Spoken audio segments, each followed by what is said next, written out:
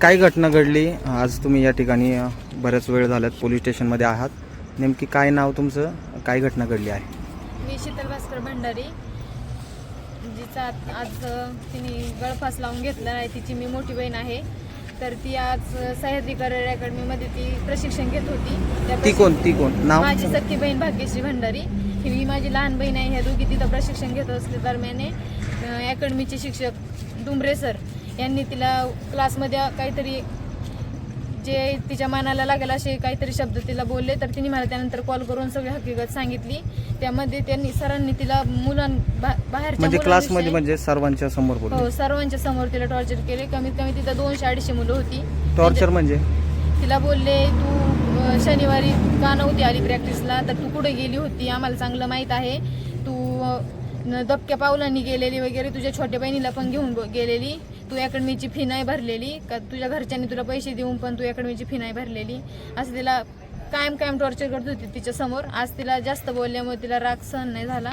त्याच्या कारणाने तिने आज स्वतः आत्महत्या केली आहे.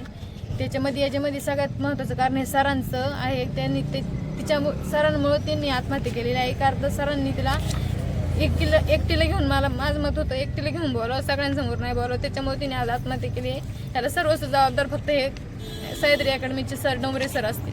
हे तुम्हाला कसं माहिती पडलं का बाबा त्यांच्यामुळेच असं घटना आज घडली? क्लास भरल्या दरम्यान तिला एक क्लास झाल्यानंतर तिला क्लासमध्ये उभं केलं.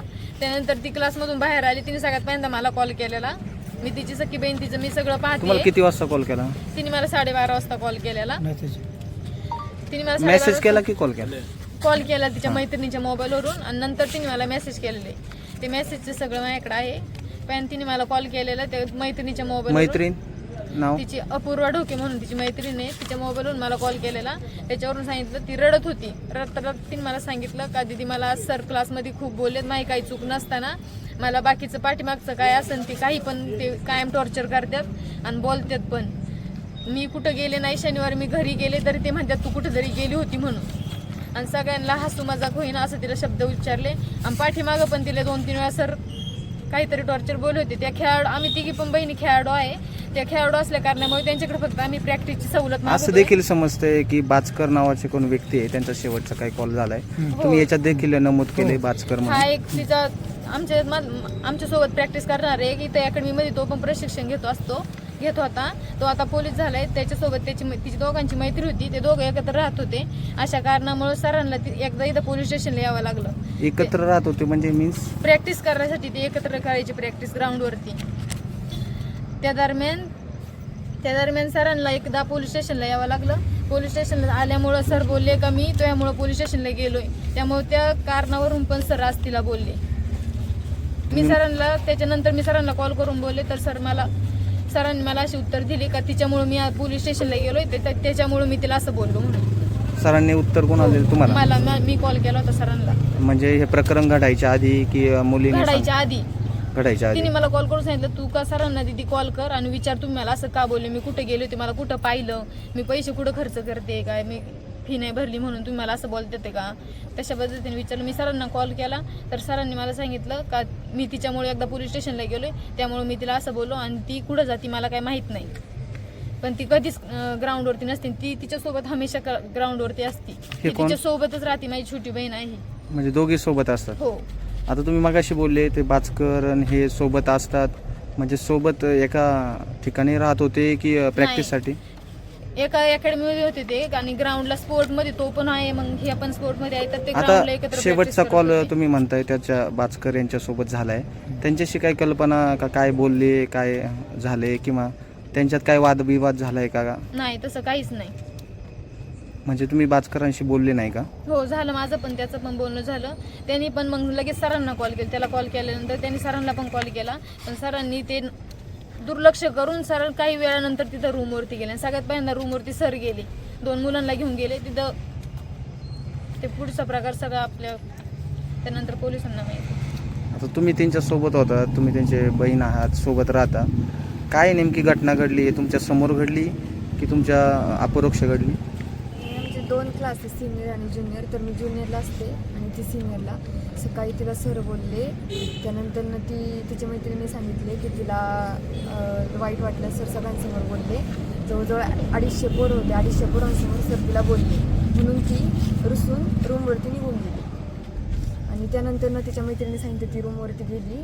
आणि मग तो नवनाथ आहे तिचा जो मित्र त्याने नवनाथ हा बाचकर हां हां बाचकर जो तिचा मित्र आहे तिने त्याला सांगितलं की सर मला आज लई बोललेत आणि मला आता जगायचं नाही आहे आणि मी फाशी घेणार आहे.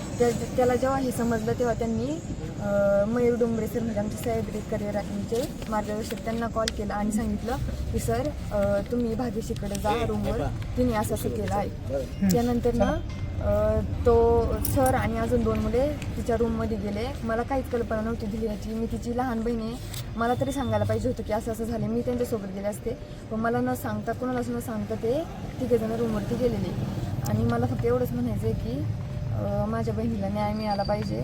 आज ज्या याच्यामध्ये आम्हाला पैशाची पण त्यांनी आता FIR नोंदायच्या आधी आम्हाला ते बोलत होते का तुम्ही पैसे घ्या आणि हे प्रकरण मिटून टाका म्हणून. कोण त्यांची मध्यस्थी गावकरी वगैरे सगळे आलेले. आणि त्यांनी आम्हाला इथं कुणी काय बोला म्हणून त्यांनी अकॅडमीची सगळी पोरं इथं गोळा करून आणून ठेवली होती का आता सरांच्या त्यांनी बोला आमच्या विरोधात बोला. ते एक पण इथं जबाब द्यायला तयार नाही, फक्त येऊन थांबलेत का अकॅडमीमध्ये आज काहीच झालं नाही असं सांगायसाठी सगळी मुलं इथे येऊन थांबलेत आज. आणि जेवढे 250 पोरं होते तेवढ्यातलं एक सुद्धा मुलगा पुढे येत नाही आहे जबाब द्यायला. मग ते इथे येण्याचं कारणच काय ना, ज्या गुन्हेगारामुळे माझ्या बहिणीने आज स्वतः म्हणजे जेवढे प्रत्यक्षदर्शी मुलं होते ते बोलत नाही का? कोणीच बोलत नाही.